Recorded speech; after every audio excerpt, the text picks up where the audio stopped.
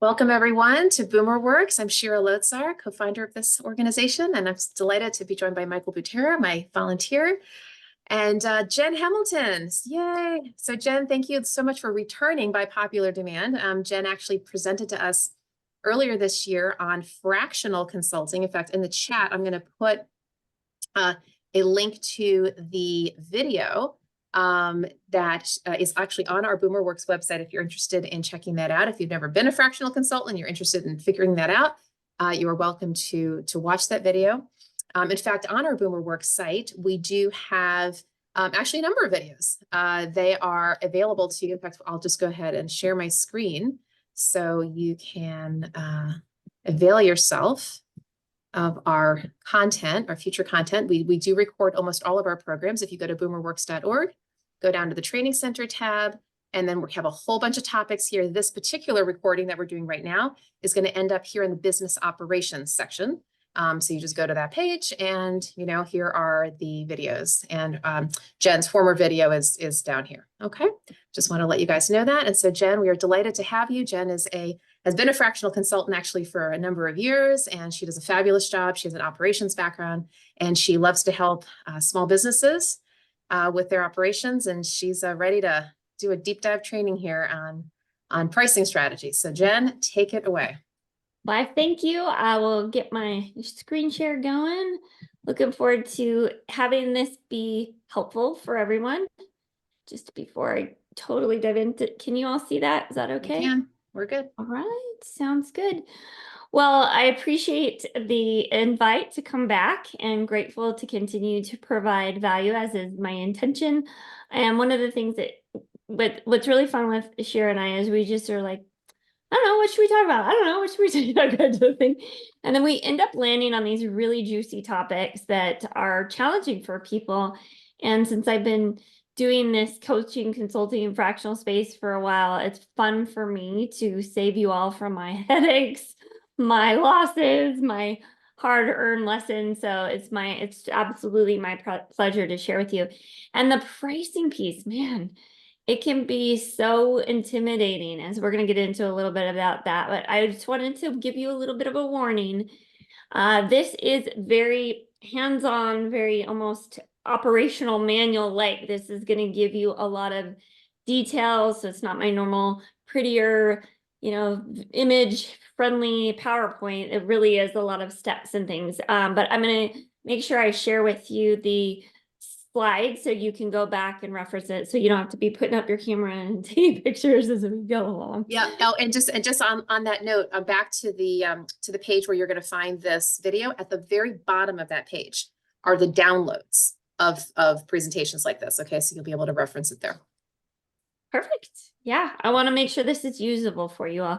And then just because it's going to be kind of in depth, to make sure you interact, ask questions, share where it's confusing. I want to make sure you leave understanding and feeling more confident about how to do pricing as a consultant. You can use the same for fractional.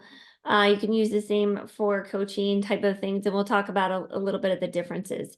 So before I go too far, I want to share why should you listen to me. So I got a little bit of information here, but it's always nice to be like, okay, why do you get to share these things? And so first of all, I've always been in somewhat of a consulting type of role. Even when I started my career as a CPA at PricewaterhouseCoopers, I served multiple clients. We had to come up with budgets and figure out what would be the appropriate scope for the different engagements and things. So I've kind of been in this world since the very beginning of my career. And when I left public accounting, I went in to do consulting and coaching. First was doing that as a member of a nonprofit doing educational consulting, and then decided to go out on my own, which is what ignited a little bit of my entrepreneurial side. And then most recently, I've been moving into that fractional COO space.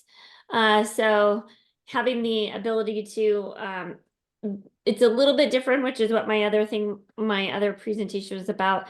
Still like a consultant position, but you're actually having a role just part-time with an organization. And so it's been fun to be able to lead. This is why I am passionate about the operations side, because of my chief operating officer side. I love whatever the size of the company, to run really well and run profitably.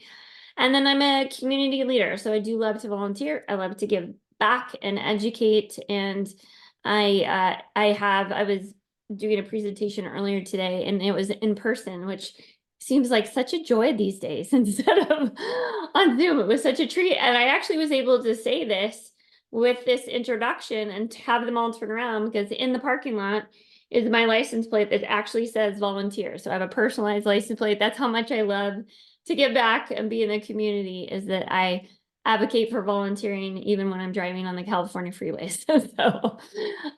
So it is much my pleasure to be able to give back, and I hope that this brings you a lot of value, and look forward to diving in. So to get started, why is pricing so difficult? And what can get in the way of figuring out how to do your pricing, and what is the way to do it? And so a lot of people think this is why pricing is difficult, or figuring out the right price for you. And they think, oh, I'm not credible enough, or I don't have enough expertise to price myself this high. Or maybe you look at your competition and I can't charge that much, or I don't know how much they're charging, or maybe they're charging too little and you think you have to charge the same way. Or you don't have a marketing budget or approach to marketing that can justify charging a lot. So here's the thing. It is not your pricing, it's your mindset. It is what stops us isn't these outside factors, it's the inside factors. So we want to really look at what is that problem with it. And oftentimes, it's funny, I was just talking to a gentleman, he's like, I think I might go full-time into consulting. He said, but I keep feeling this imposter syndrome. And I said, good, because that means you're stepping out of your comfort zone. That's why it pops up. It's a good sign. It means you're doing something brave. And I have maybe some bad news for you. It never goes away.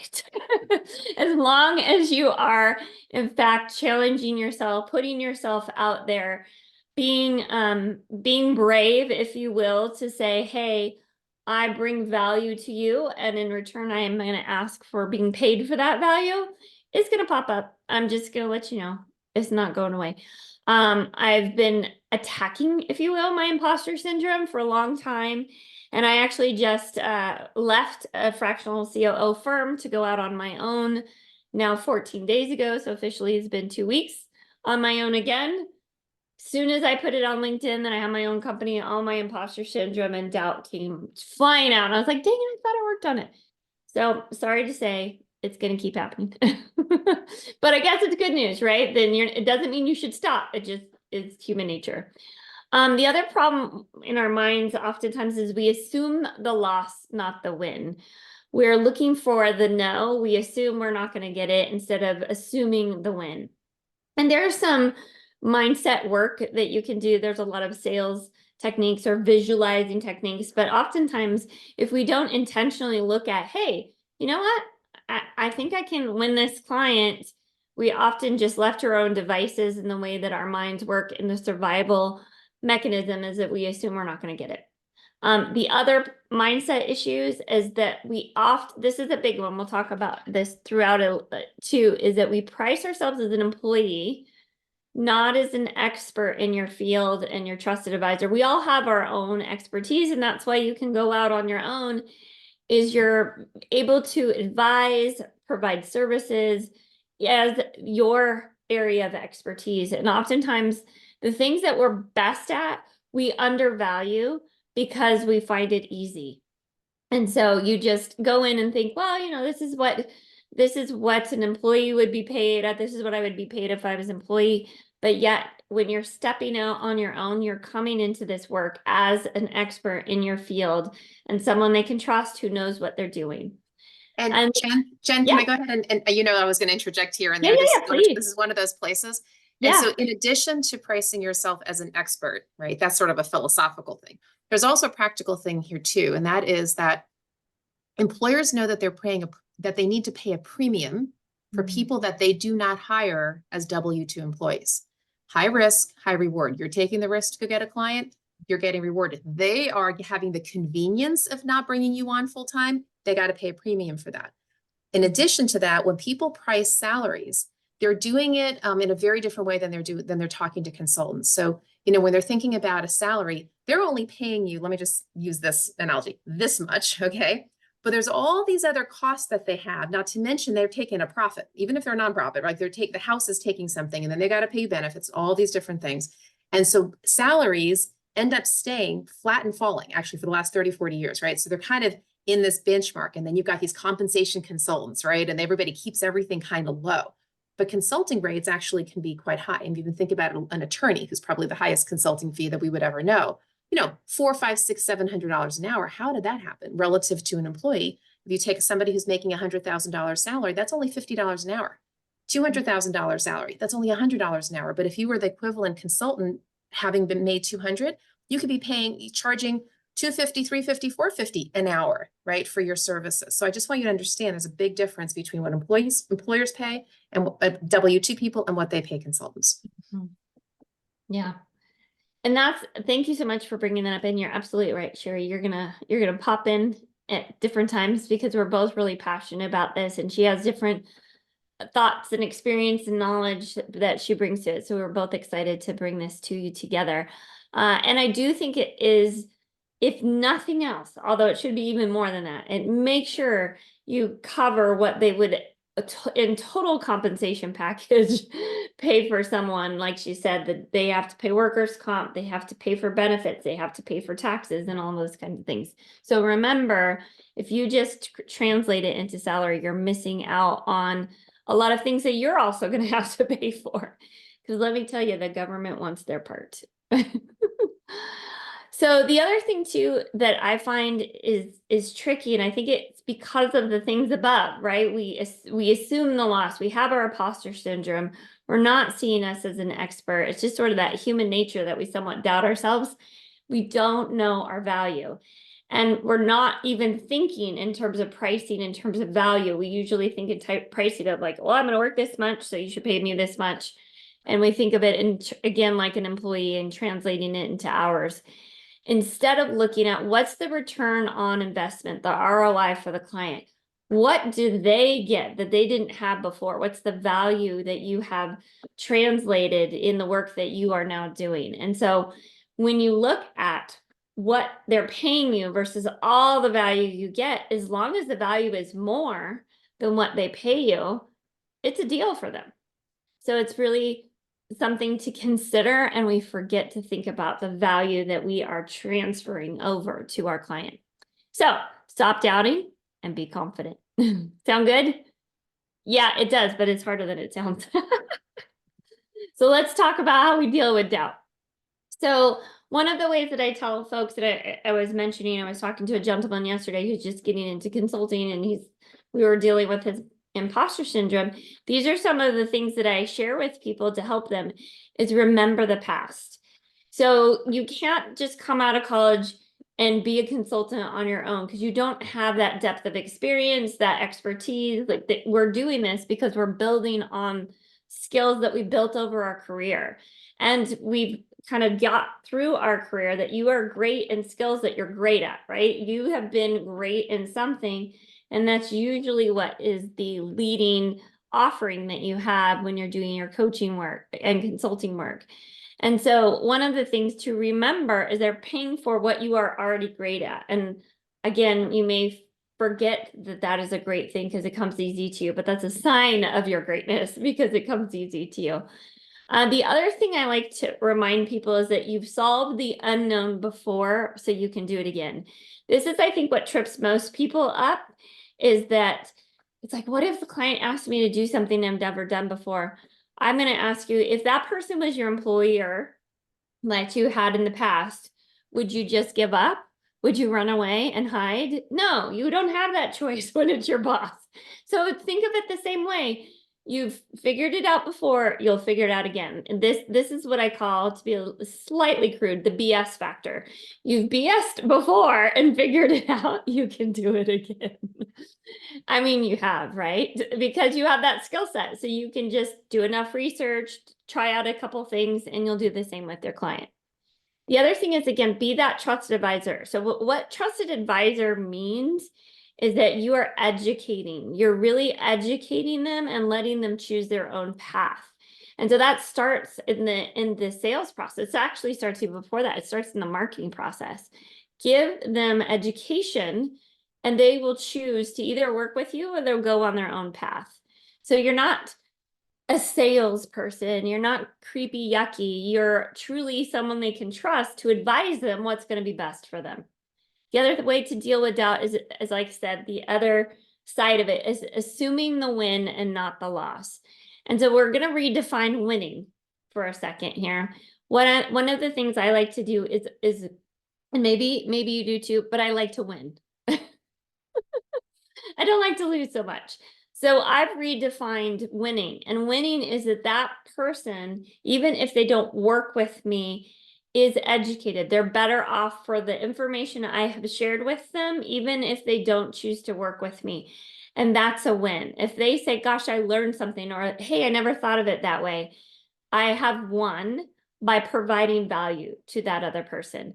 And if they work with me, great. If they don't, it's okay too. I've had plenty of people who appreciate the time I spend giving them, educating them in different choices that they could take. And then they come back and say, I can't work with you, but I do know someone who would be great. And I've gotten some amazing referrals and some amazing even friendships out of that. So one person I can think of in particular, she not only became a client years ago, but now she is became a friend as well. And now we work together, which is pretty cool.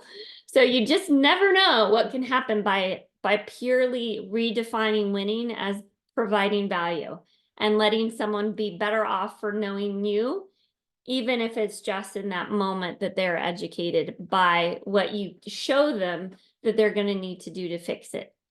Okay, now I want to talk about the piece that, as I shared before, being that CPA, I like to speak in numbers a little bit. So return on investment. I'm going to share with you a few formulas as we go along, but it's important to at least try to figure out, by having me help them with them, what's the return on investment, the long-term possible return. Now, not just 1 year or not just when you're working with them. And what I mean is shift from like how much it costs to them to how much you'll give them. So whether you're an employee or whether you're a consultant, there's two ways to bring financial value to a company. One is to decrease costs. The other is to increase revenue. Every employee, every consultant, every coach in some way does that for someone else. And you might say, well, what if I'm working with an individual on their relationships? That's still a return for that client, right? That they have your support, your guidance as your advisor to not waste their time or their frustration, or maybe some money on therapy because they found the wrong mate or have to get a divorce. There's always a return on investment, no matter what your areas of expertise is. You're either, again, helping them have access to more money or helping them save money or saving time. And time actually is money, as we all know. Is that making sense so far? This is helpful thinking of ways. I see some heads nodding. Okay. Well, let's dig into now the pricing models. So there are 4 different basic pricing models. Well, there's 3, and then I threw in a 4th, as you'll see, is the combo. The first is hourly, and that's what I think most people are familiar with. Again, thinking in that employee mindset, I work this many hours at this rate, and then that's my price. The next is project based or flat fee. And so project based or flat fee is like, I'm going to work on this project. This is how long I think it will take. Someone was a project management consultant, I think. So you definitely know what I'm talking about. It's the extent of the project. You think that it's going to take this much time, provide this much value, and you come up with a flat fee for it. The next is a monthly retainer flat fee. So this is for ongoing work, and I'm going to go into detail on each of these. A monthly retainer is something I actually do in the fractional COO space. A lot of times you can do it in the coaching space, but sometimes you can do it in consulting too. This is a longer term engagement or something you're kind of pretty consistent every month. then you might think of a flat fee for each month, and that you can you can actually look at it as they have access to you. It's kind of nice. You can, going back to Shira's example with an attorney, sometimes you have an attorney on retainer or you just charge by hourly. So we can do the same thing as a consultant. And then there's number 4, which is a combination. So sometimes, just depending on how the work goes, you can actually do a combination of things. So we're going to go through each of these, starting with our hourly pricing model. And this is where I said we're going to get into a little bit more depth. And you do get the slides, so it should help as well. So first is to choose in what I call a maximum hourly rate. Going back to what we were saying about, make sure you realize that you're a business and you have expenses. And a business, we can often call that overhead. So beyond just the hours that you work, there are other things that you need to consider and I say your maximum hourly rate. We want to figure out as high as you're willing and they're willing to pay. We want to try and figure out what is that maximum amount. So start by figuring out not just like what you would have gotten paid as an employee, like we said, but think about all the taxes, all the benefits you have to pay, the insurance, the marketing, all of these other things that come into you being a business owner. Plus, just as Shira said, the company, when they're figuring out the salary, they need to make sure they have enough for profit. So do you. So do you. Pretty please make sure you build in some profit. This is what scares me, and this is why people actually can become less paid than they were, even though they're more of an advisor than they were as an employee, because they forget to include these extra costs and to build in a profit for yourself.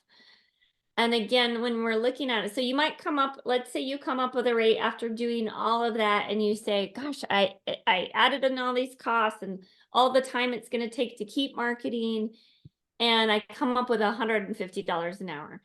The other thing you want to consider before you just say, oh, it's 150 because I included all these costs and things, you want to look at the ROI that you're providing. So if the value of your work over time is actually more like $500 an hour in value, it's okay to up it from 150 to maybe even 250, because if you could stick in $2.50 into a vending machine and $5 would spit out, would you do it?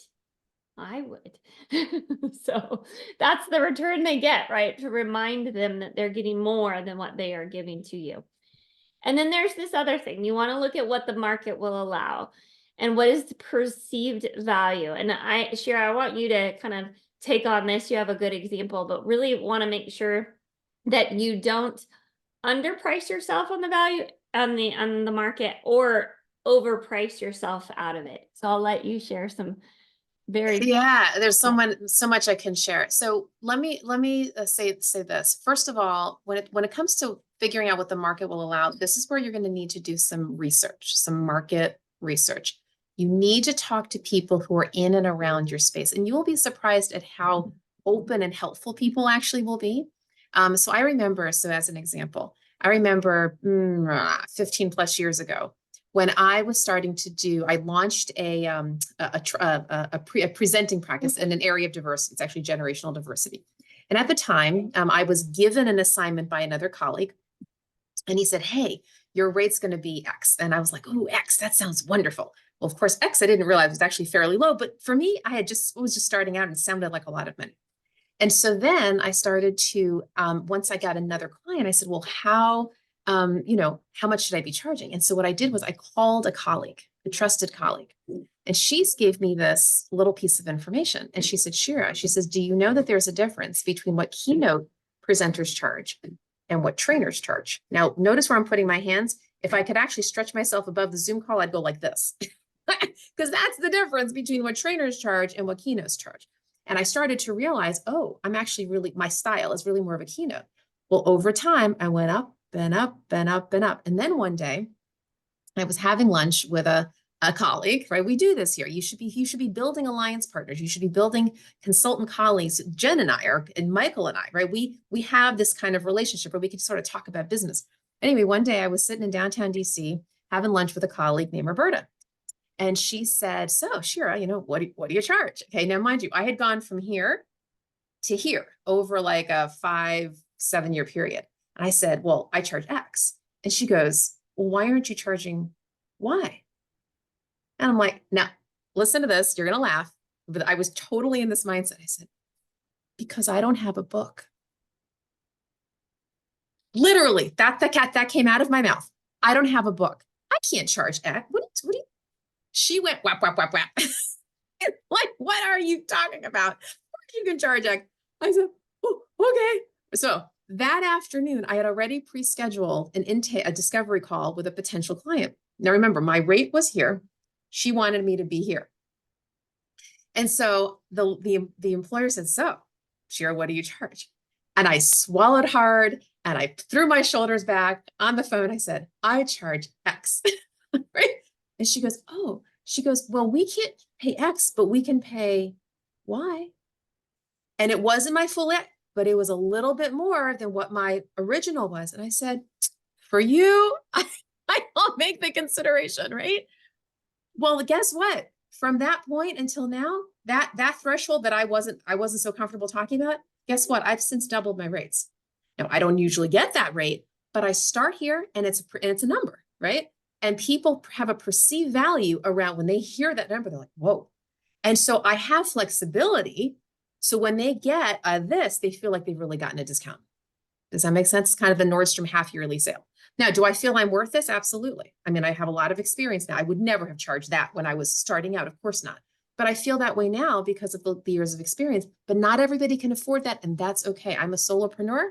I can make those kinds of considerations.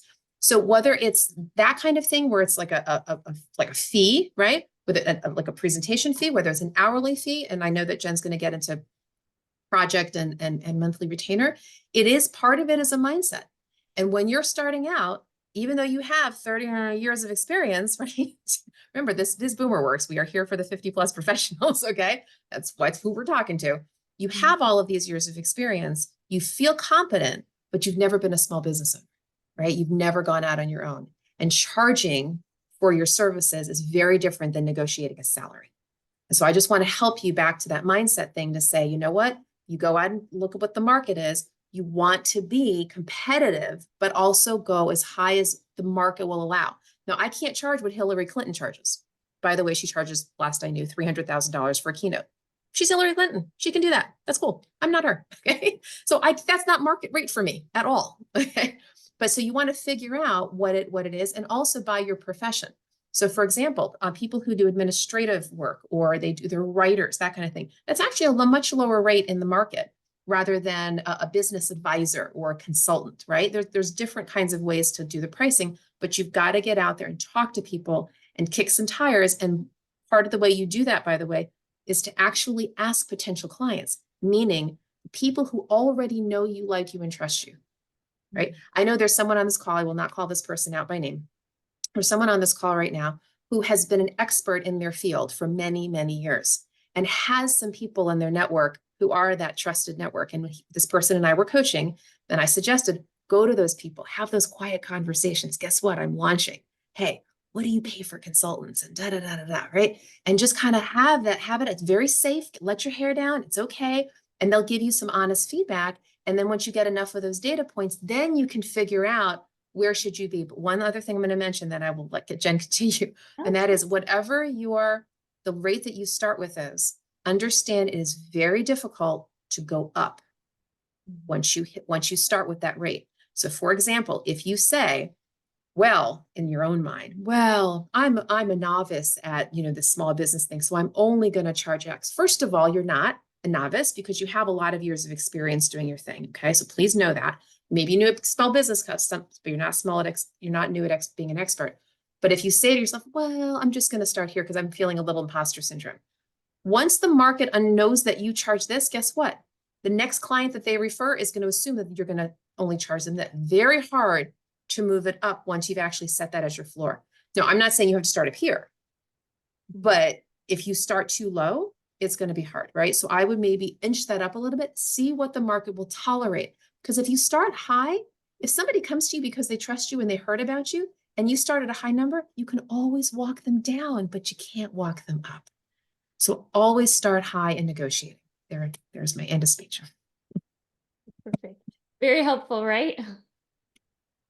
One of the things I want to pick out is this perceived value. So Shira talked about the difference between keynote and trainer. So when you are even just in the beginning of the communication, choose the terms wisely for how you communicate of what your role is. Because as she said, consultant might be different than administrative support, so choose wisely. And that's the other side where you can get that support and help from coaches, from trusted friends and things like that, is what can you truly own? Because there is an inherent perceived value along, not just with the title, but along with the price.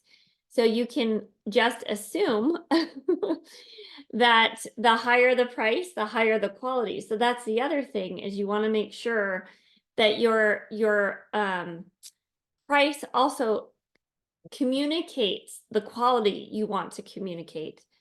I prefer to be more like Nordstrom's than be more like Walmart in my pricing, if you will. Nothing wrong with either store, but when it comes to pricing, I think we all would agree that the prices for this maybe looks like basically the same pair of shoes. I'd rather have Nordstrom. Well, and it's also, what can the market bear, right? Are you marketing yourself to a Walmart audience, right? To a Macy's audience, to a Nordstrom's audience, or to a Saks Fifth Avenue audience? You're going to have different kinds of clients who can tolerate and also expect to pay certain kinds of rates. So that's a decision you have to make based upon what your market can tolerate. Yeah, it's a great point. And sometimes you have to say no to your market because, and part of why we want to niche, which is a whole nother conversation, is because what they need and the ability to afford your expertise are a match. All right, so if step one is to choose your maximum, like I said, your maximum hourly rate, once this is all said and done, then how do you figure out the fee? The fee comes from tracking your hours by client, and then usually it's about once a month. You invoice the client after the work is done, and it's just pretty simple. The number of hours for that period times your rate. That's the total amount that you're going to put in the invoice.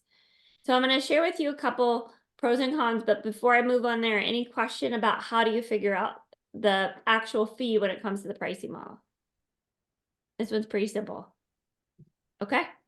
So let's look at some pros and cons for I have a question. Oh, Jen. please. I don't think it's a question you can answer specifically here, but it's Okay. something that I want to find out more about. Okay. What I'm finding is that people are coming to me for consulting, but companies are also coming to me to sell or get referrals through me during my consulting efforts. And honestly, I think that's where the real money is. I mean, just yesterday I landed my first deal, and it's like completely passive income for the next 12 months. Okay. Right. And all I did was arrange a meeting. Don, I am clapping like. I mean, it's not a ton of money, but I think this is where I think this is where my real money is going to come from, rather than trading time for dollars, right? But what I don't know is, like, this is a deal that I didn't even expect to happen. Yeah. So I mean, and they're willing to give me 10%, which is of the revenue that they generate, which sounded fair to me, but I have no freaking clue. So I mean, I guess what I need to do is just do the same thing that you're talking about. Just talk to my peers, find out what's the normal deal, what kind of rates they get. Because there's sort of two deals. There's like a commission, percentage deal, and then there's just sort of a flat referral fee and stuff like that. Right. The referrals are easy. Hey, do you know Joe? Go talk to him. But they're not much money, but then the others are a little bit more. So I mean, if there's any way, but like sometimes I have to merge these into multiple, engagements. Jen, do you have thoughts? Because I do. Pardon me? I'll let you go first. I do Okay. have some thoughts. In fact, I'm actually living in this world right now, as I shared. Go for it, Jen. Why don't you start? I'm happy to compliment what you're talking about. So it's I'm living it right now, and it goes back to what Shira had said, is ask people. I'm asking a lot of people, even people that I want to give me the referral fee. So I mentioned that I left my firm just 2 weeks ago to go out on my own.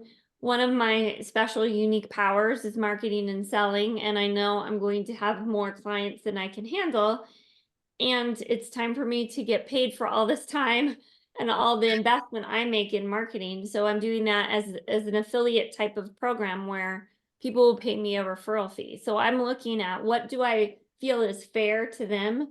What do I feel is fair to me? And I have had a lot of individual conversations with people I trust and people who know me and said, here's the rate I'm thinking I want to ask people to give me for these referrals. I'm being very transparent up front that, I want to make money this way and help pay back my time and my actual cash investment into the marketing that I'm doing.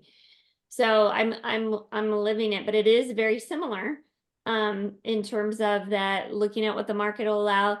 There's also that gut feeling, I think, too, what feels comfortable. So I've been on the poor side of it, where people, I feel, taken advantage of, that I'm doing so much work, it is such a high percentage. And I've also chose sometimes to forego the referral fee from someone to give my client a discount because they're more happy to stay with me and that can earn me income in a different way. So there's lots of different options, but I want to hear from you as well, Sharon. Yeah, sure. This is like Yes, I'm living it yes. right now. Just a quick question. When you do referral fees, do you do a flat fee or do you do a percentage of resulting revenue? I've seen both. Well, okay. Because this thing that happened yesterday, basically I put in about probably an hour's worth of work and it's going to result in like about $5,000 worth of passive income over the next year. It's like, okay. Yeah. I'll do that all day long. So this is, Dion, I'm so glad that you brought this up because I think it actually is worth talking about. I think everybody on this call could really benefit from this because this is a whole other piece around revenue generation. It's not about pricing exactly, it's about revenue generation, Yeah. which is why you're on this call anyway, right? Okay, so first of all, it's very important to make a distinction between friendly referrals and brokering a deal. Just explain that. Okay. When you're doing friendly referrals, which I do all the time, Jen does all the time, Michael does all the time, right? It's kind of like, hey, you got a colleague, you know of an opportunity, hey, you want to go off and play. And we do that out of the love of it and because we're connectors, and that's wonderful, beautiful. And I think there absolutely is a place for that in the world, okay? And I myself, that's actually how I do my referrals. But there is there's a different kind of a model here. The deal brokering is something that occurs when you are making referrals into what I'll call your fish pond, okay? So I know what your fish pond is, Don, and you have an entrenched sort of foothold in that fish pond, right? And people come to you because they know you are plugged in to that pond. You know the fishies, right? That's a very different thing because you can start brokering introductions, brokering deals because you know the other fish in that pond. That's where that makes a lot of sense to actually turn that into a business model. In fact, I'm going to give you a very practical example, and Michael knows who I'm referring to. I'm going to mention a woman named Sharon Armstrong. Sharon Armstrong has had a brokerage business, if you will, here in the DC area for many years. In fact, FYI, Michael, I don't know if you know, she's about to retire and she's passing off the business to somebody else. Actually, it's happening as we speak. Anyway, she has built a community of human resources professionals and a community of HR trainers and consultants, okay? And what she does is she brokers relationships. She goes out to the HR people for free and says, hey, HR person, what are your needs? Oh, says the HR person, I need a conflict resolution person. I need a coach. I need a whatever. She taps her network. She calls it the network. She has like 500 people in this network and literally brokers intros. And here's what happens. Don, instead of like you were talking about, like a 10% of resulting business, what happens in her case, which is a very legitimate model, she will take a percentage of the fee from the consultant. So if the consultant A connects with employer B, and employer B pays consultant A, $10,000 for the engagement, Sharon will take a 15% fee from the consultant, right? Or she has a very interesting little model, which I love. She's such a generous person. Or she will take a 20% fee from that consultant. Why? Because if Sharon got introduced to that employer from a third party, a Susie person, she actually will reward Susie for referring that business to her. So she takes that 20% fee and she pays Susie 10%, half of it, and she takes the other half. It's a very lovely model, right? She's always giving. But the point is there's lots of ways to do this. She created a model for herself. But generally speaking, when it comes to whether it's that kind of brokerage fee or resulting resulting business or whatever, 10% is very standard. 15, 20 even can be something else to consider. And then I'm going to mention one more model. And that is this, and this is something that might be applicable to you at some point. Going a step beyond just brokering the deal. If you just broker a deal, what you're saying is, hey, consultant and company, go off and play, but I'm going to take a fee. But there's another level to this. There's also the idea of being, if you will, the contractor. If you bring a vendor in and you're still managing the client, you're managing the project, then what you're doing is you're taking a markup. Okay, that's different. Then it's like you're paying vendor this, but you're marking up the client to this. And that's a whole different way to do it, right? So just there's lots of different ways, but the kind of the 10 to 20% ish is the general rule of thumb, but you have to figure out what works in your industry. Yeah. Is that helpful? Yeah. I mean, I mean, this, honestly, I think this is more important by far, because I think it'll be the lion's share of the revenue, as opposed to, $25 an hour extra here or $40 an extra. Right. I mean, I'm not going to get too bent out of shape. I mean, one guy wants to pay me, to go to conferences and just bring back, and I mean, he's going to pay me an hour just to go to conferences and bring back connections. Okay. And then if it results in revenue, I get a percentage on top of that. So it's like, okay. A lot of ways to slice and dice it, but it all depends on what the client, what the appetite of the client is. Yeah. Or the vendor that you're referring business to. Yeah. Okay. All right. Great. Thank you. Thanks, Don, for the good question. And it goes back to this too. What value do they give them? People are willing to pay for that value.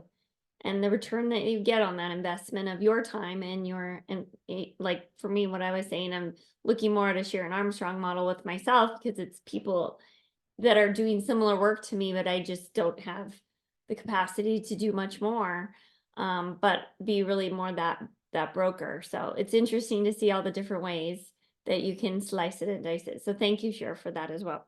All right, let's look at some pros and cons. Whoops, I went the wrong way.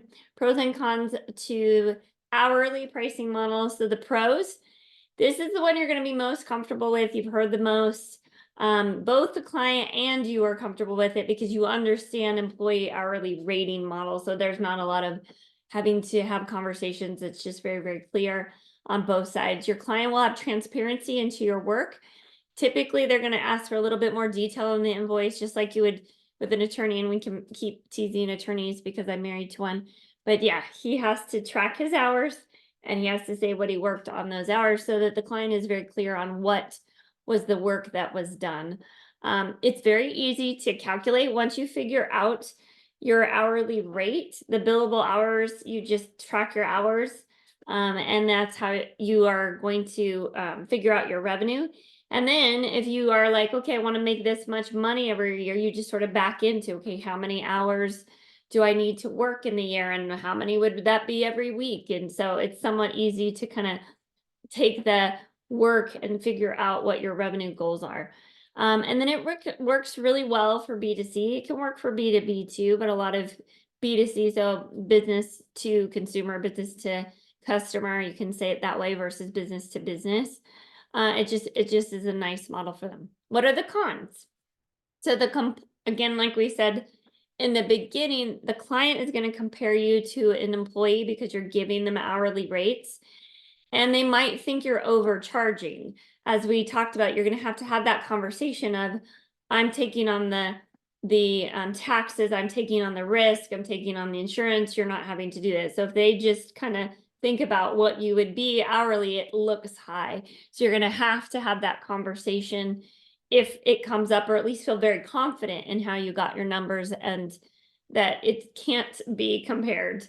So Jen, can I Yeah. interject there? Please. Just make a little caveat, and that would be, Sure. I would say, if I would put a little carrot, I would Yeah. say they might compare Yeah. you to an Yeah. hourly person. Okay, if Yeah. they understand consulting fees, which a lot of people do, They won't. they compare you to an attorney, or they compare Yeah. you to other consultants that they've used, and you say $250 an hour, $350 an hour, and you're like, well, sure, no problem, I get it, right? Yeah. Unless they've never worked with a consultant, in which case, yes, Jen is right. They will likely compare you to an employee. Thank you for making that. Yeah, it's not always that you're going to have to deal with that, and hopefully you won't. Hopefully. That's why it's also nice to get referral relationships with other people who are already in a company, because if they are they've hired a consultant, they understand the model, it's a little bit easier for them to accept the next consultant and understand the pricing. You do need to track hours. I put in that it's a dreaded chore. You might like it. I did it for 7 years as a CPA. I did not enjoy it. My husband still does not enjoy it, and he's been doing it for over 25 years. But you just get used to it. You can lose track of billable hours. You have to be really good. There's some nice apps now that can help you keep track of your hours, but you do have to pay attention to that. This pricing model can imply a doer staff level if you don't compare, like we keep talking about, to an attorney. So you want to make sure you clarify that higher level professionalism that you're bringing to the role. Clients can argue the bill based on their expectations. So they might say, I don't understand why it took so long. And so that's why it is helpful to put that detail on there so they have that transparency. The other con is that you get paid after the work, and then you need to follow up with collections. There are some others that are the same, but you definitely can't pay in advance in this same way, unless you're really monitoring like a deposit or something like that. But it is still trying to figure out after the fact, what is the fee? Any questions about that? I want to actually just chime in about the B2C, the business to consumer side. I'll make this personal. So there are, and I'm just going to mention PayPal, that they happen to be the service provider I use for payment. Everybody feels differently about different platforms. I'm not doing a commercial for them. But there can come a point where you will be authorized by that payment portal to take credit card information over the phone. Okay. If that becomes the case, and you can do that, then then the payment portal, PayPal, allows this. You can actually, it'll save that person's credit card information. Of course, only show you the last 4 digits, and guess what? You can recharge it, which means you're not having to collect.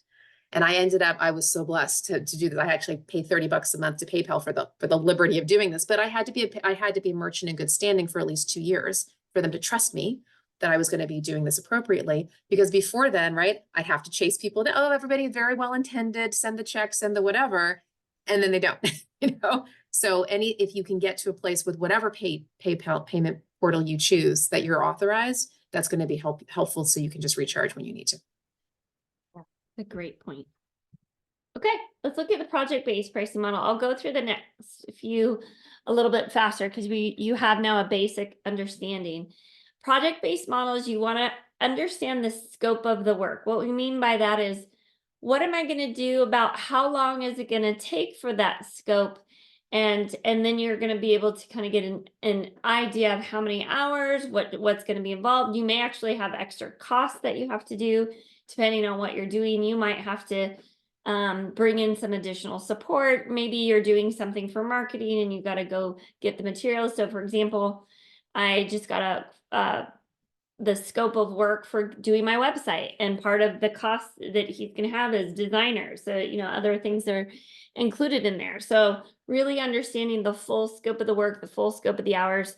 This is my little bonus for you. We almost never put in enough hours. We're always like, oh, that one takes so long. So I just say, if you, unless you get really, really good, but I'm just going to tell you, probably won't. Just do yourself a favor and add 33%, like a third more hours than you think it will actually take. I mean, but that's for our project manager person who's on, that's the same with every project. It always takes at least a third longer than you originally thought. So then going back to our maximum hourly rate that we talked about, it's gonna, if you take those project hours times the maximum hourly rate, you're gonna be able to get what could be your fee for that pricing model. And I'm gonna go back to this same statement I said before. Look at the return for the client, look at the market compare, and decide if that's high enough. Oftentimes it's not. Oftentimes you can charge more. It's rare that you'll do the hours, even with adding a couple hours, and it will be too much. In fact, you shouldn't do it, because if that's what it takes for you to do it, you don't want to cut into your profitability, because that's what ultimately you're doing. So be very careful about it, or you just tell them, hey, this scope is going to be a lot more than you are thinking, and that might be part of the conversation. So, So, to Jen, ahead. I'm sorry. Yeah, Keep yeah, going, because I'm gonna present another whole other way to do this. Did you want yeah, to do the fourth point? absolutely. Okay. Yeah, please. Okay, great. Go ahead. So this is absolutely a legitimate way to do this, right? There is a completely different model out there, and that has to do with negotiating, okay? Where you negotiate based upon what the client has an appetite for. So here's kind of how this works. Some people call it value-based pricing, and there's a whole other way to do that. Like you have to just looking at ROI. I'm not an expert in that piece of it, but here's what I can share from personal experience and from and actually I'm going to give you guys a resource. There's a gentleman named David A. Fields, David A. Fields. He's a consultant to independent consultants. He is fabulous, absolutely fabulous. He has a book called The Impeccable Consultant's Guide to Winning Clients. It's on Amazon, quick read. And he's a value-based guy and just kind-hearted and just wonderful and very, very, very client-centric. Anyway, so one of the things that you can do instead of doing this calculation, you actually go into this client meeting and you go as follows, right? So you've had this intake discovery call and they tell you their needs and whatever. And at the end, they say, would you put together a proposal? And you're like, what do I do now, right? Okay. You could go pen to paper and do exactly what Jen is saying, perfectly legitimate. Or what you can say is something as follows. You can say to the client, look, I do want to put pen to paper, but I want to be respectful of your budget. So you can do one of two things, I'm saying to you. Either you could like straight up go in there and say, what's kind of your budget for this? Now, 99 times out of 100, they're going to say, I have no idea. Why? Because they didn't budget for it. Because this thing that you guys talked about is not in their budget. They had no idea they were going to even need this. And they're going to look at you clueless. And they're going to put it back in your court, say, well, what would you charge? So then what you say is, all right, so let's think of it this way, Mr. Employer, Mr. Client.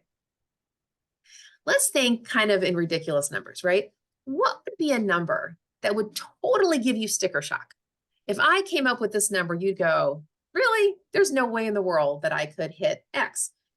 And so you say that, right? You say, so what number would give you sticker shock? And again, they're going to say, I have no idea. And they're going to hedge and they're going to hem and they're going to haw and they're like, I have no idea. And you see it kind of in even a different, well, just, let's play pretend. What number would make you laugh? And eventually it's going to take about 3 minutes of them like squirming in their seat, not knowing what to say, you going back and forth and keep rephrasing it and then rephrasing it. At some point, they're going to pop out with some number. And you have no idea what this number is going to be necessarily. Now you might have a clue, but it's going to be a something. And they go, well, I'm going to actually make it personal. I'm going to give you real numbers here. Years ago, I was doing this technique and the woman says, oh, well, I don't know, like if you said this thing was going to cost $50,000, like that would be just, I don't know, like ridiculous. The way she said that, her tone of voice and how she framed it said, I cannot, of course, come in at 45.75, right? I can't come in close to that 50K number because she said 50K was an far away galaxy, far, far away. So I came in at 25, no problem. Like it was done. It was absolutely done. And I had no idea actually really what to charge for this thing. All I knew is that was a really interesting project, but I wanted to test and see what could she afford. And then I kind of figured out a way to make that 25K work. But I had a different, Donald, hold your thought just 1 second. So I had a different client, happened to be a couple weeks later, I remember this, and same question, same conversation, similar. And that woman said, well, gosh, if you said 20K, I don't know, I'd have to get my board to approve it. And the way she said that led me to believe it wasn't a ridiculous number. It would be like, oh, this will be kind of tight. So I came in at 12.5, no problem. No problem. It all depends on how they frame it up, right? And what they actually saying you can do, but it's not an exact science. It's not a scientific thing like Jen is talking about. It's this relational in the moment. You got to sort of figure it out. And I'm going to give you one more example that I'll love to hear from Don. Something else that just happened recently. I'm using real numbers, okay? So I was going in on a prospect with another colleague. And we thought when we were doing the discovery call, we were like thinking this is going to be a big project, like this is a sizable thing. We had two people on the call, the HR person who'd been there like 33 years, no joke, and then a brand new CFO, like he'd literally been there 2 weeks. And I toss out this concept. They don't know what to say. They don't know what to say. They don't know what to say. And then watch this. Similar numbers. The HR person who'd been there 33 years and had not apparently done anything like this before, I come to find out, she goes, oh, well, if you said the same number, if you said 50,000, oh, that would be. And the CFO chimes in. He goes, what are you talking about? He goes, this is at least 100K project. What the last company he says, the last company I was with, we spent this and more. And I said, thank you for saying that, so-and-so. That's actually kind of what I was thinking. And she goes, really? She had no idea. She had no idea that the value of this project between us was actually worth those kind of dollars. But he's the one who advocated for it. And remember, it took them 3 minutes of saying nothing, nothing, nothing, until finally she tossed out a number. He pushed back. Does that make sense? So it all depends on kind of you have to feel it out in the moment, because you also could be talking to somebody that isn't the decision maker, who doesn't, and she actually, it turns out really wasn't, even though she was thinking that she was. He really was. So somebody who's not the decision maker may literally not know what to say, in which case you're going to have to bump it up to another person, have a different conversation, and see kind of what their tolerance is. Okay, so I'm not saying that you're necessarily talking to the right person. You may not be, but you may not need to punt it, if that's helpful. So Don? Well, you've done this technique more than I have, so your expertise carries more weight. That said, I have tried this twice, and it did not go anything like what you described. What I've done is, what number would give you heartburn or make you crazy or whatever, and they say, well, how much do you want? They don't say, I don't know. They just say, how much do you want? So, at that point, what do I do? I mean, I can't. Oh, so Don, this is the difference. This is the difference. This is the difference. Okay. When they say, how much do you want? That actually is saying, I don't know. What I'm suggesting here is this, and it's a subtlety, right? Yeah. They are going to say that. I promise you, they're every single time guaranteed they're going to say, how much do you want? I have no idea. You just give me a proposal. I don't know what the market bears. They're going to say versions and versions of that. What I'm suggesting here is that you have to sit with that awkwardness and say, yeah, I know. You're asking me what I want, but you know what? And you say, look, I really want to be respectful of, your budget. I can price it different ways, and I want to do this in a way and you keep saying what you're saying. And then eventually I'm not kidding. It takes about 3 minutes, could be 5 minutes. Okay. I don't know. It's going to be awkward and it's going to be whatever. Eventually, usually they will say something, but you can't just it can't just be a ping and a pong and then you're done. It's got to be this little tussle. Does that make sense? Yeah, but I mean, one of them just said, yeah, I know this technique. Just tell me your fee. I mean, that's great.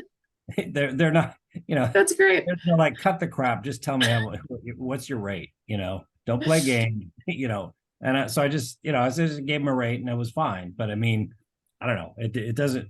And I have limited experience. I've only done this twice. So, I mean, and there's nothing wrong with giving a rate. That are just like, yeah, I read David Fields too. I know what you're doing, And what? And that may totally be. And if that's the case, and they eventually you just get to that stalemate, and then say whatever you're going to say. The reason why I'm sharing this concept is that you could potentially get more than you were expecting if you keep it more wide open, where they come up with the ceiling, okay, rather than you. That's all. There's no harm in trying. There's no harm in trying. That's right. Nothing's going to work every time with every client. That's right. Yeah. Okay. Yeah, but that's good. It's another perspective. Yeah. So again, if you're doing the more scientific route, this is how that fee is calculated, those hours you think it's going to be for that scope, and then you can still look at that rate of return. When it's project-based or value-based, I like to see if I can get 5 to 10 times the ROI, but what I will caution you is look at it the lifetime. So if you save them money, let's say you're looking at, maybe you're someone who's really good at looking at how to save money on their subscriptions. You know, they look into their expenses, and maybe you're going to save them 10,000 this year. But if you look, they're going to save 10,000 every year. That's where you can get to this 5-10x, is if you look at beyond the 1 year, beyond the time you're working with them, what can they get from you? So that's when you start to be able to say, okay, I can actually give you quite a lot of value for this. So, but you still need to make sure it's what the market can bear. Looking at these pros and cons, you can avoid tracking those hours because it can be that tedious admin work. You can bill some or maybe even all in advance of the work being done. Like I said, for this website design, I'm doing half up front to get them started and half at the end. You start to price like a professional. So being able to say this is the value of the work and the outcome that I'm going to provide versus looking at it as an hourly employee. You can also make more money, as Shira just said. Sometimes you can even have then less clients than you would hourly, but still make more money. You can earn a higher hourly rate, just as we were kind of playing with different numbers. You can also have your client then focus the conversation on the value you bring versus the hours that it's going to take. So that doesn't feel like you're just filling a seat. You're really doing something to enhance their life or their business. This also builds confidence in you because you're looking at the value that you bring. So it's a way to attack that self-doubt and that imposter syndrome, is taking the time to think about, what is this really going to take to do, and seeing all the value you're going to bring.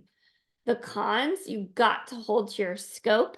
They will try more often than not, to not necessarily because they're bad people, but just because they probably don't remember the scope. But if you don't just say, okay, this is what we agreed to the work that I was going to do, they can creep into asking you to do more things, and that's going to make you less money and less hourly rate. It does require more transparency and more timely conversations about that scope. So you want to continue to talk about where the project is at, because they're not going to see it in the invoices as detailed maybe.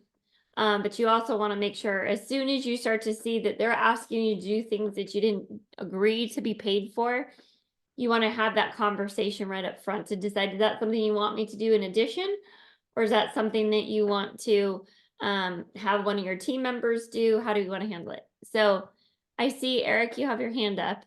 You can Yeah, pause I'm curious about your two thoughts on pricing yourself with the prospect of like follow-up business. So in other words, sort of a conversation that's about, this is like phase one, and you're sort of in essence sort of discounting your services sort of with the increased chance that you'd have follow-up business where you could be priced higher. And the reason why I ask the question is I've been on the other end many times in my government career. So many times in the federal government, I'd be talking to consultants or trainers, and I'd basically be negotiating on behalf of the government to get a much lower rate for them, because I wasn't promising them, but I was basically sort of dangling or saying that there's a good chance, or there's a possibility this could happen, and it helped me as a negotiating tactic. So now I'm saying, now that I'm out, can it be used to your advantage on the outside to sort of line up the business and maybe increase your chance of future business? I have cautionary tales. And sure, I don't know if you have experience with this. I have given up a lot to people, whether it was referrals, I'll refer you more work, I'll give you more work, and it almost never came to fruition. They also don't always remember that you gave a discount, and they think that that's the price you're going to be able to charge. So I don't like it because you usually get bit in the butt in the end. Sure, I don't know if you've had other. Yeah, I would totally agree. I've had people, say things like that. It's like, oh, well, I'll remember you, and it's just, charge what you need to charge, do it properly. And if it's not the right client, it's not the right client. But I would agree with John. Yeah, sadly. And again, I would say that's one of the techniques for them to negotiate, is to see, is that something I can get the price lower? I don't blame you and sitting in a government contracting seat, because it often is a bidding war and you're held accountable to get the lowest price. But from your seat, what I tell people is that if you want to give away something, make it marketing. Make it part of your marketing. So that's why lead magnets, or maybe, let's just say I'm doing marketing twice today. I'm giving a lot of value. I had another presentation earlier on KPIs, trying to just like rein in all this number conversation today, I guess. But essentially, that is something that people could pay me for, but I wanted to give them exposure and they might want to work with me. So I'd rather just embrace that this is part of my marketing. Don't give away too much, but I'd rather embrace that I'm a generous giving person in my marketing. Maybe it's a blog, maybe it's a course, a presentation, than have my actual, when it's time to pay me, have my services discounted.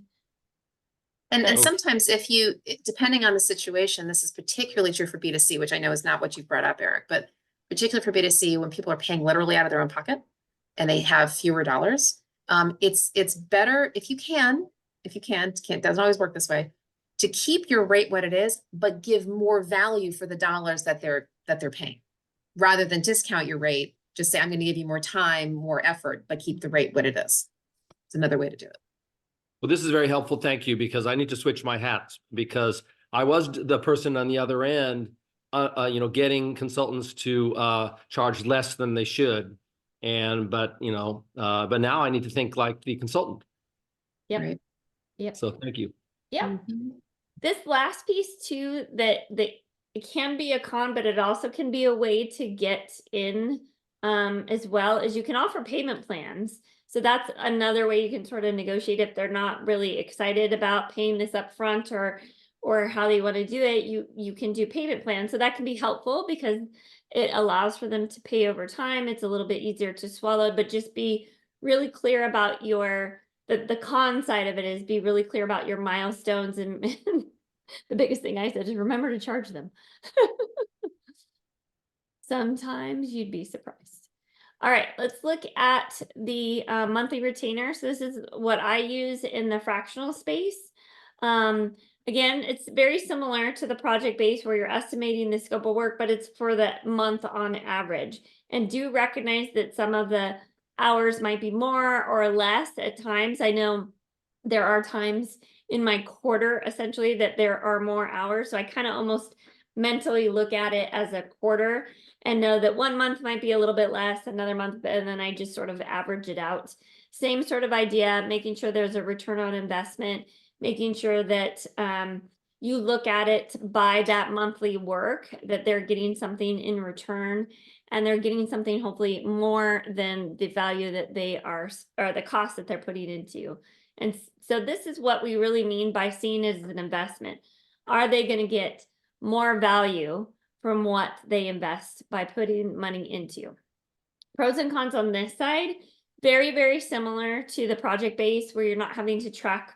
The one big pro in this one, which I love, which is why I don't have a collection issue, is that I bill in advance. That's one of the nice things, is that I say to get started, you have to pay me before I get started. And so that is very, very nice. And people will say, well, don't they argue with it? And I just have never given them any other option. So they don't know another option. So that's kind of nice. But again, it's a little bit easier in ongoing work where I'm going to be there for quite a few months and I'm doing similar things each month. So it doesn't work for everything. We'll talk about when to use what in just a bit. But some of the same things, pricing like a professional, I do have the ability to make more money than I would if I was just doing hourly, because my hours do change. And I also have a bit more predictability, as I know, okay, I could just sort of calculate, I'm going to have this many months at this much rate. It gives me a little bit easier way to predict how much personal revenue I'm going to have. Again, you get to focus on the conversation about the return and value you bring versus the trading for hours. On the con side, again, it doesn't work for all engagements. I wish it did, because it's really nice. It's easy. I could put them on a subscription model with Stripe or PayPal or any of those things. It's very, very nice that way, but it is best for ongoing work. Doesn't fully work for a project that's going to have the scope change. Just like with the project base, you need to hold to your scope. It's very easy on these retainers for them to try to take too much time from you, and that's where we get in trouble. You want to be more transparent, just as before. I highly recommend, this isn't just because I'm married to an attorney, but I see the problems, is that having a signed agreement with your scope clearly defined will just help. It just really, really helps. It's good for everything. But especially on these retainers or even the project base, you want to have it both in writing that you agree. You And also, if I- oh, sorry. yeah, go ahead. I was just gonna say, there are also some consulting lanes, if you will, that actually lend itself much more to monthly retainers. In fact, I'll give you the kind of the classic example in my world, and those are lobbyists. Lobbyists are classically paid on monthly retainers. It's just the norm. You don't pay them hourly, and you don't pay them on the project. You pay them a monthly retainer, and there actually is a going rate. It's 10 to 15K a month. Let me just let's just kind of be open about that, because that's just what is. And so if it happens to be, if you're doing your market testing and people are like, well, actually kind of the going something for your kind of consulting is monthly retainer, we'll ask what that is. Or no, we don't do monthly retainer. We do this or we do that. So figure out kind of what the client is used to paying, the scope, the channel in which they're used to paying, the type that they're used to paying, and then the rate. So I just wanted to let you know that that's kind of there's some market research to do there. Yep. The last piece that I find with the retainer piece is you do want to be flexible, because sometimes the circumstances change. So when you figure out, and the same thing can happen with a project too. If the scope changes in any way, you're going to want to have your retainer match that. It's not fair to overcharge. It's not fair to be undercharged. And so sometimes my retainers have gone up and down, and I just change it, for how it goes. I don't, some of them I'm just consistent all the way through. I just do the same thing. So it just sort of depends. Okay, so then there's the combo. And that is that, just kind of depending on what can happen. Sometimes you go out of scope. Maybe you have something that's a limited time frame, but the client still wants to work with you. I trust you. I want to keep working with you. So you could do a combination. You could be doing project based, and then they just need something, and you say, okay, I'll just add in a couple more hours for that.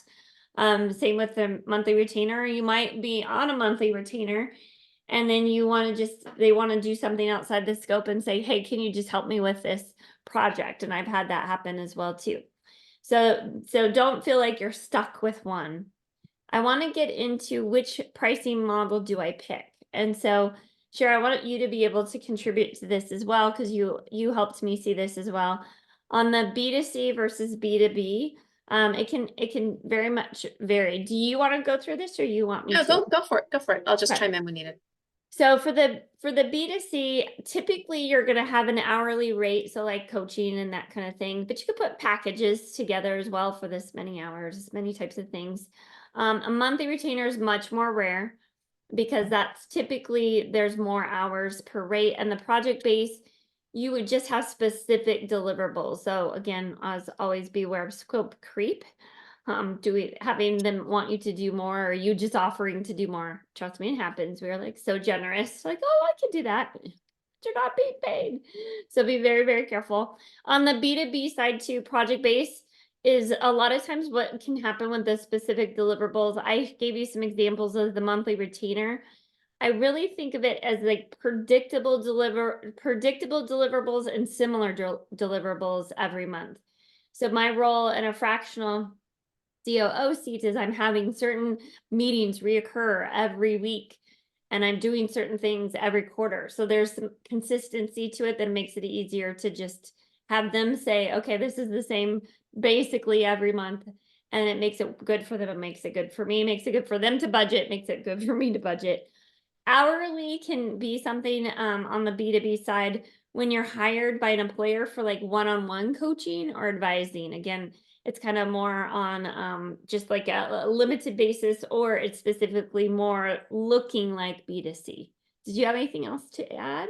No, but what I do want to share is I'm gonna make this personal, and Jen, I'd love for you to make it personal too, because I know when I coach people, it's just helpful to kind of have those mentoring moments.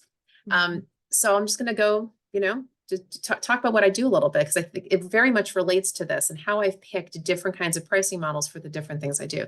So I like to say that I have multiple lanes to my highway. So the name of my company is, by the way, this is a community service project I do in BoomerWorks, where I'm a volunteer like as Michael and as Jen. But the name of my company is Purposeful Hire, and I do a lot of things. And this slide actually relates to how I do what I do. So I have both B2C and B2B work. Okay. So my B2B work, I'm a recruiter. Okay. So that is going to be a project based. Somebody gives me a search. They're paying a fee. It happens to be percentage of salary, but it's a project. And there's no hourly in there. There's no monthly. It's like beginning, end. We have milestones, right? I'm also a career coach. That's B2C usually, where somebody's paying out of pocket. It's hourly rate, and you pay as you go. However, sometimes it's a B2B model because the employer might come to me for what's called outplacement, in which case they are paying for somebody who is being downsized, and they'll pay me that rate. And in that case, we actually don't just do an hourly, we do a set fee, because the employer likes to know their budget. And I will share with you, most employers love project rates, right? It's beginning, middle, and end, tie it up with a bow. But again, scope creep happens. So be very careful about that. But they love it because they're not on the clock. They just, can do what they need to do. I'm also a small business coach, right? And so I work with folks in exactly things like this and helping with branding. And I write the website and LinkedIn and business modeling, all that stuff. That's always B2C. That's hourly. Okay. We have certain things we do, you pay as you go. I also do the presenting, and that's going to be that flat fee, not a project, not a monthly, not an hourly. It's a flat fee for this thing that I stand up on stage and do, right? And then I have all kinds of ancillary other things. I now got into strategic planning for nonprofits. That's going to be a project based. People know this is a set deliverable, right? So I say this because I happen to be one of those people that has the multiple lanes, the B2B, the B2C, under different circumstances. And I've had to sort of do a little gymnastics to figure out, okay, what does the market tolerate? Is it hourly? Is it project? What is it? How much is it? In DC, it's going to be very different than in other parts of the country, right? So there's a lot of variables that you have to consider. And again, you got to talk to people, figure out what's the going rate for the thing you do. Now, I will share with you, if you do something that's not yet in the market, that's a whole different conversation. So the joke that I like to share is that there are two people who were sent to out there in the wilderness, right? Some villages. They had to go sell shoes, okay? And both people came back, and one says, I can't sell any shoes. Nobody wears shoes. And the other person comes back and says, I can sell so many shoes. Nobody wears shoes. If you're that person trying to convince people to wear shoes, that's a very different concept, because then how do you do your market testing? So you're going to have to sort of go around and say, well, what are some similar people who do what I do? Right? Because it's not an exact thing. You might be filling a need that's there in the market that nobody actually knows about, but you got to relate it to something else they do know about. Does that make sense? Yeah, Eric? Real quick question, and probably beyond the scope of today's conversation, but how does AI affect some of the pricing models? So for example, if I was doing a proposal and I was doing work on talent development, which is, one of the things I want to do, is I could do a lot with like outlining. I'm not talking about verbatim writing of things, but you could do a lot of stuff that could be saving you time and developing business and you know what I'm trying to say. So that could affect how we price, and should we be including that in our pricing model? It's a great question. I think the jury's still out on that, and will be probably for a long time to come, because we just don't know. This is a moving target. I mean, AI, the way we know it right now, is this very recent phenom. For anybody watching this video down the road, it is now December 2023. So if you're watching this 3 years from now, I'm sure somebody will have an obvious answer, but right now we're still kind of new. Here's only the parallel, because I can't answer that question, but I am going to give a parallel, and Jen would love to hear from you too. So I'm going to make it personal, okay? When LinkedIn came out in 2004, most people didn't know about it. Over the next 6, 7, 8 years, all of a sudden it was like, oh, this is a thing. And it became a thing 2010, 2012. What happened, speaking of talent development, in talent acquisition, recruiters started getting very nervous. Like, oh my gosh, the employer, they're going to be able to do their own searching. We're going to lose our jobs. Well, guess what happened? Just because people had the tool didn't mean they knew how to use it, had the time to use it, had the expertise, right? And so if anything, it became a wonderful tool for recruiters to augment the thing that they normally do. Maybe that's the parallel here, because just because look at AI right now, look at ChatGPT and all the 50,000 other platforms. Most of us non-AI people are pretty overwhelmed. So what are you doing? You go on LinkedIn and you see all of these little blog posts. Oh, the best ways to do this and that. There's whole professions that are starting, prompt engineer and all these different things, because regular rank and file people like us don't have a clue. We're going to need expertise. And so if somebody's coming to you for writing, they're coming to you for whatever it is, and you happen to use AI as a tool, you use AI as a tool. Now, I don't know how that's actually going to affect your pricing, other than I wouldn't worry too much about it, other than it's a tool. And there's some people who are going to use it on their own. God bless them. Fine. But other people are not going to know what to do, not have the expertise, and they're going to come to you. And if you have the expertise, you charge for your expertise. When the plumber comes into your house, turns a knob and walks out and charges you $150, it's because he knew which knob to turn, not because he spent an hour and a half. He spent 5 minutes, but he knew what to do. That makes sense? Yes, thank you. And I'm gonna move on, but I actually do use AI as a way to help truncate some of my work, and it just allows me to do other work instead, higher level thinking work, better, so I just sort of do that quick and get on to something else. So it to me, it just makes me more effective at doing other things. But the things that they need me to do are the review of what comes out in AI and make it customized. And so it's just like using Google. It's a research tool. Yeah. Or it's a helper, but it's not your brain. You have the expertise. That will not be replaced. All right, I've got a few minutes and I want to make sure we've been doing questions along the way, and I want to get to this. The number one killer of your fees. Would you guys like to hear that before we wrap up? Probably. So what it is not managing your scope. So we talked a lot about that. And so from the beginning to the end of the engagement, what is missing is not being clear on expectations on both sides. And that happens as an employee too, right? You can get frustrated, can get upset. You told me to do this. No, I didn't, so ultimately you're used to dealing with these conversations, but it is super critical as well. So scope creep happens because we love to help and solve problems. It's easy to be like, yeah, sure, I could do that too. Sometimes we're afraid to ask for even more money so that we will just do it instead of asking. Sometimes clients can't afford more services, but we know they need it. And so you just choose to be able to do that. Sometimes you'll think this is only one time, and it could be, and you can make that decision. It could also be that you're used to when you were in a salary position. If you were in a salary position, you just did whatever was asked of you. So there's sometimes that old habits. I'm curious what other things you have found, but we don't have time to go into that. What I want to get into is how to avoid it. That's more important. So when pricing your project, we talked a lot about pricing, make sure you clearly communicate in writing what are the outcomes going to be? What is it that is going to happen? Sometimes what are the details of how you're going to deliver those outcomes, but sometimes people talk about deliverables. If there's so for example, if you are helping them with LinkedIn, and we're talking about LinkedIn, by the end, are they going to have a new profile? So being very, very clear that that's part of what's included in here.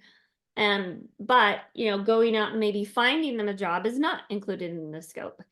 So being very, very clear with your expectations in the agreement. And then if something comes up outside of the agreement, you do need to have a conversation to reset expectations. And what I've told folks, I've done myself, is that it doesn't mean you have to charge more.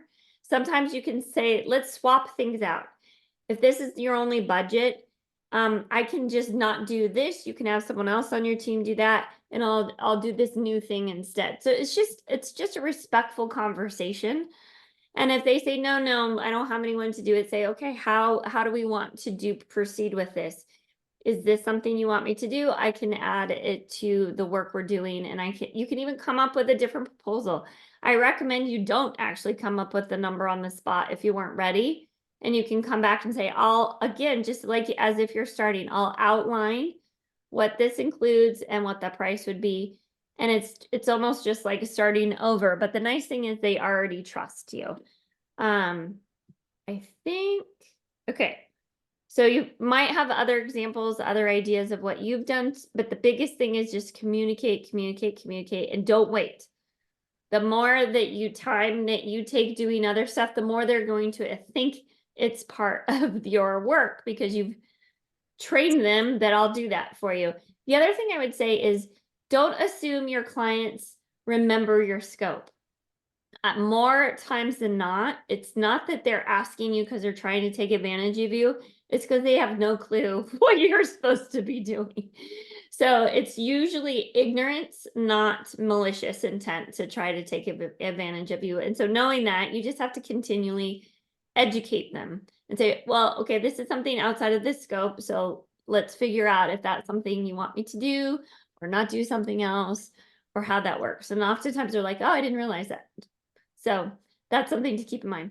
Other things we've already talked about, don't go at this alone. Use your resources, talk to your other colleagues. I'm going to share with you the slides, but I did actually put David E. Fields that Shira was talking about before. If you're fractional, there's some fractional resources. There's a professional association, Voyager U for fractionals is an education on how to get your business going. So these are great resources for both. And then also collaborate with me. I love to create those partnerships with others who serve similar clients in complementary ways. So I often refer or mentor others, whether they're fractionals, maybe they do business or executive coaching, maybe they do consulting to small and growing business. So I can also tell you what I think my clients are going to be able to pay for that because I'm in there and I can ask them, well, let's figure out a budget before I refer them. So it's also kind of nice because I can go in and start to give an idea of what it's going to take, or I can do what that CFO did and say, are you kidding? It's going to take a lot more money than that. So that's an option, is to collaborate with me. If you want to have a meeting and just understand a little bit more, you're welcome to meet with me. That little scan code also gives you a chance to go straight to my calendar. If you want to talk more, pick my brain, or say, what would you do here? More than happy to do that and just collaborate and see what else I could do to support you. And then there is my very long LinkedIn address because surprisingly enough, there's a lot of Jen Hamiltons in the world. Well, thank you, Jen. You are Excellent, welcome. excellent. So rich, so rich.